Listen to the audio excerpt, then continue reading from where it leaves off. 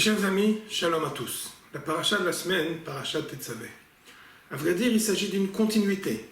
Face à la paracha de la semaine dernière, Teruma, si l'objet essentiel de Teruma était la description du Mishkan, du sanctuaire, ainsi que des ustensiles, de façon à pouvoir définir les règles du service divin dans le Mishkan, ici, il s'agit, pour notre paracha, de la description des vêtements, des parures du Kohen Agadol, des Kohanim de manière générale également, en ce qui concerne une sorte de compréhension que le vêtement, que l'apparence extérieure est fondamentale également en ce qui concerne le service divin. Je me permets d'attirer votre attention. Le verset dans le chapitre 28 et également le verset 28, Kafret, וירקסו את החושן מטבעותו אל טבעות האפוד, בפתיל תכלת, להיות על חשב האפוד ולא יזח החושן מעל האפוד. On va appeler ça le éphod et le choshen. Le choshen, c'est le fameux pectoral, pierre précieuse, une sorte de prestige. Le nom de chacune des tribus était gravé dans ces pierres. Il servait également, il faudrait peut-être approfondir un peu plus, il s'agit des Urim et Tumim, une sorte de ligne directe, si je peux me permettre, quand il y avait une question à adresser directement la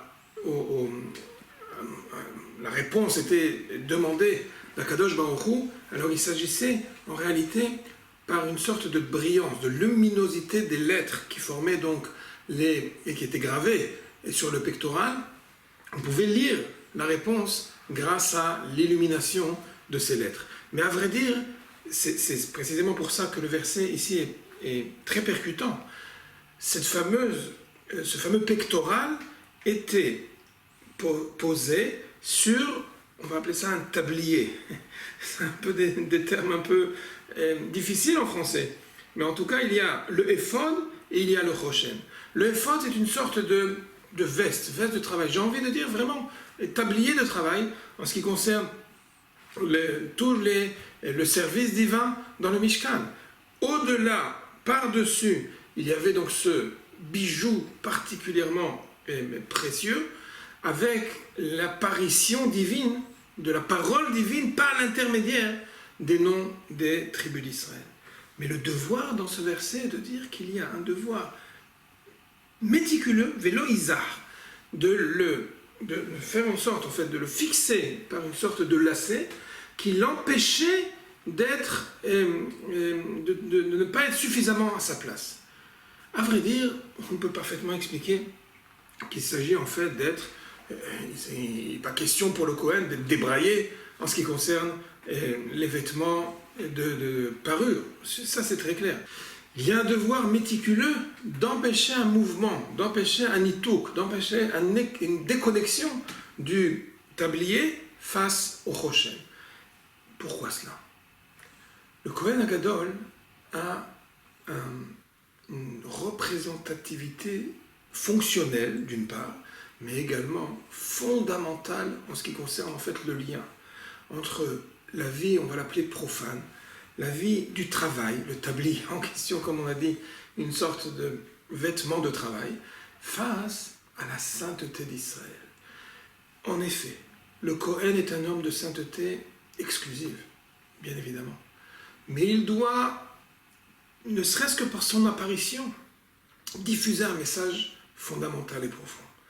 On ne peut pas séparer dans le judaïsme, dans la Torah, on ne sépare pas la vie courante, la vie du travail avec la sainteté. Il ne s'agit pas pour nous d'être dans une sorte, les havdil d'un monastère complètement déconnecté de la réalité du monde. Mamashlo. Il y a un devoir d'être véritablement relié constamment et de façon fixe, ce fameux lacet qui empêchait le éphod, qui empêchait le pectoral, le choshen de bouger du éphod. Le pectoral de bouger du tablier. Pourquoi cela? Parce que le lien entre la sainteté et la vie courante, et la vie du travail, et la vie profane, doit véritablement être un pilier de la foi d'Israël. Cette explication, cette idée, ce principe, c'est pas seulement une inspiration pour le Kohen Gadol, c'est sans aucun doute une inspiration pour l'ensemble du peuple d'Israël. Nous avons un devoir de faire établir la sainteté tout au long de notre vie courante. À nous de relever ce défi. Be'ezrat Hashem, on y arrivera et on réussira. Shabbat Shalom.